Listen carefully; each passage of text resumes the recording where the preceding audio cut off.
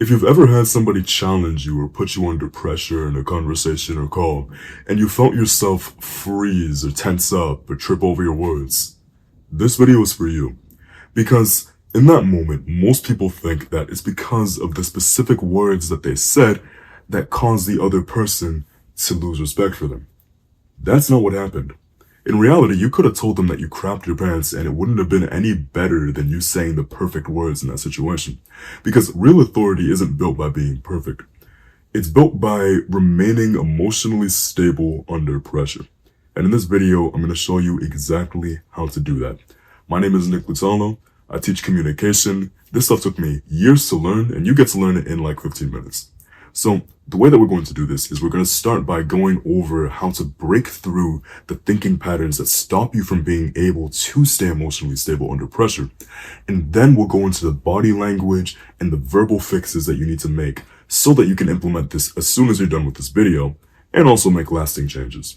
So what actually causes this in the first place? This isn't actually caused by what the actual person said to you or how much pressure you actually feel in that situation, or at least not directly. What those things are actually doing is that they're revealing the deeper problem. And that deeper problem is something that if you don't fix, it's going to be something that will stick with you for your entire life, because you'll never be able to consistently stay in control under pressure. Sometimes you'll be in control, other times you won't. This is something that's called conditional self-belief. It sounds abstract, but I'm going to break it down here. Conditional self-belief is when your own belief in your self, your self-worth, the thing that you're selling, whether it's a service or a product, the argument that you're making, the advice that you're giving, it's when your belief in all of that hinges on the other person. So imagine you're speaking to someone, you start out, you feel really confident, and then the other person, as you're talking to them, you see them not being very physically receptive to the things that you're saying. Maybe their body language is closed. Maybe their facial expressions are neutral or even disappointed or skeptical. And you start to pick up on that. Maybe they actually challenge you verbally like they do in the moment I was talking about before. And that's where you start to crumble. Because what they're doing is causing you to lose your composure because you didn't have enough certainty to begin with. Now, it's not just as simple as, oh, just believe in yourself. It goes deeper than that. Because what this person is doing is that they're pulling and exposing the limiting beliefs that you actually have and that you don't even know that you have, but you're communicating them subtly through your body language, through your paraverbal communication, which is your voice, your delivery, etc., etc. So when you're in that situation, you don't even realize that you're sending these signals. The other person might not even realize it consciously, but they're picking up on it. And what the other person thinks in this moment is they think, this person doesn't seem very confident. Maybe they think, this person seems a little bit nervous. I'm not sure if I trust them. So how do you fix this? You need to uncover what limiting beliefs are holding you back in these moments where you lose composure, where you freeze, where you tense up or trip over your words. Because every single person has some kind of limiting beliefs. I do, you do, your friend does, everybody does. But what makes the difference is when you're able to uncover them, break them down, and attack them. Because until you attack them, they're always going to be at the back of your mind, holding back your communication and ready to be exposed anytime someone pokes at you. So the way that you overcome this is by actually uncovering what they are in the first place. So if you have time, pause the video right now, open up your notes app or take out a document and write down, what are my limiting beliefs? For example, if you're a coach and you're coaching someone to overcome a specific problem or pain point, one of your limiting beliefs might be something like, I don't think that my service is worth what I'm charging. Whether or not that's actually true doesn't matter. What matters is that you think it. It could also be something like, I don't think I'm good enough at what I do. Or there's a small chance that I might not actually be able to deliver to this person. Think about it. What's holding you back? It's usually never anything dramatic. So in my coaching, this would be one of the things that I would work through first with the people that need help with this particular problem of freezing. You start out by looking through where you're holding yourself back in here, because your internal speech, the way that you speak to yourself in here, has to match the way that you speak to other people, or else people will sense that mismatch. So when you break it down, you write it down, what those beliefs are, then you can start to attack them and go like, okay, I think my service isn't worth what I'm charging. Then you can go like, okay, well, what am I giving? I'm giving this, this, this, this, and this. Okay, well, what's the return on investment? It'll be this. Okay, so it doesn't even make sense for me to think that in the first place. Or if you think, I'm not actually that good at what I do, I'm not worthy enough, you write that down. And then you can start to attack it and you go like, okay, is that actually true? You're like, well, I have 10 years of experience here. Well, I've done this, this, and this, and this. I've helped this person, this person, and this person, and this person, and they've all given me raving reviews. That's not true. And even in the event that one of them is true, for example, say there's a small chance that this might not actually work.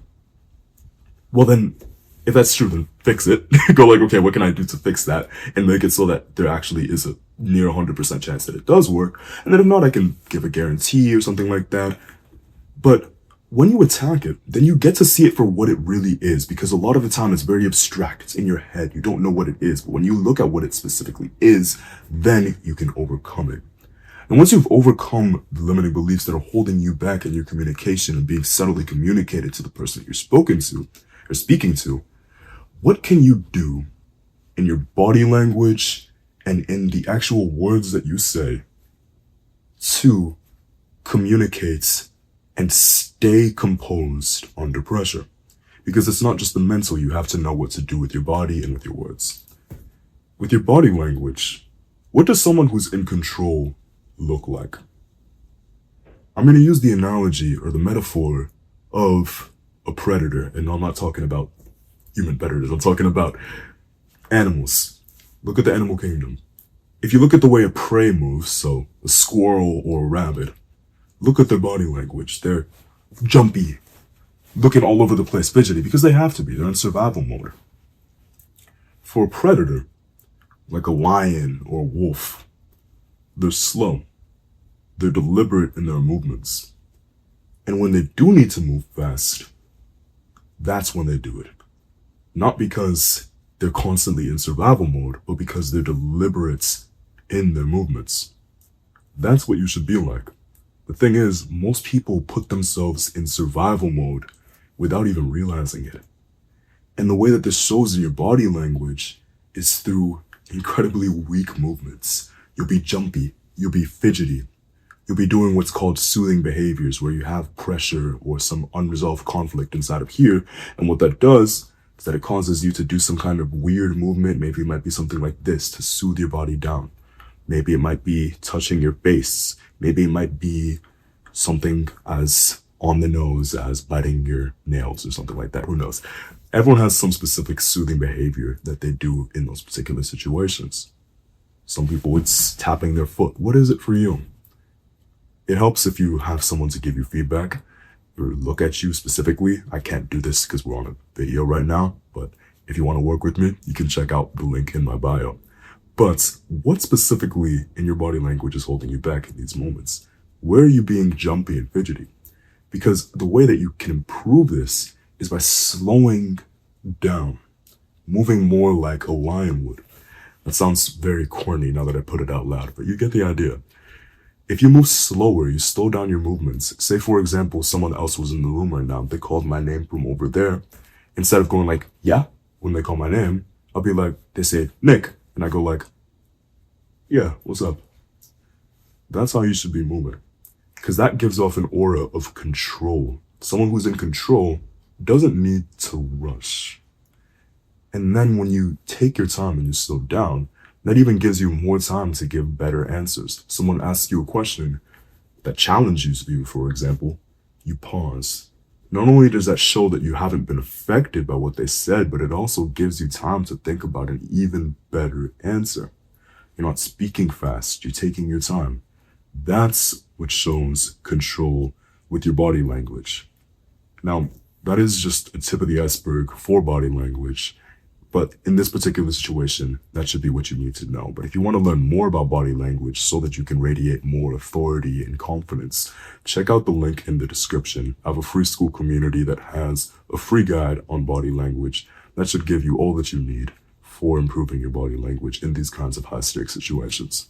Now, how do you improve your words, what you're actually saying, so that you can still give off this aura of control when you're put under pressure, when you're challenged? Now, remember how we talked about how people will be in survival mode, they'll be reactive, jumpy, moving around all the time, fidgeting. The way that this shows in words is in two ways. You speak fast and you over-explain. So the way that this would look, say someone challenges you, maybe someone gives an objection to some kind of advice that you're giving or something that you're saying, some argument that you have. And one thing that a lot of people will do, and one thing I used to do, would be, one, I would try and respond as fast as possible because I thought that would make me look smart and that I would look bad if I took time to respond. And then two, I would talk so much because I would think that the more words that I use to justify, the more they're going to be convinced. It's actually the other way around, because people can sense the reason why you're doing it. They can see that you're using more words because you're insecure and you feel like if you use more words, then they'll believe me.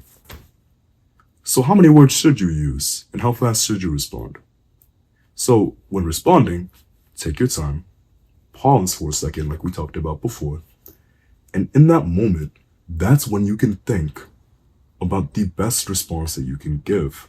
It doesn't have to be a perfect response, but the best response that you can think of in that 3-second pause that you take.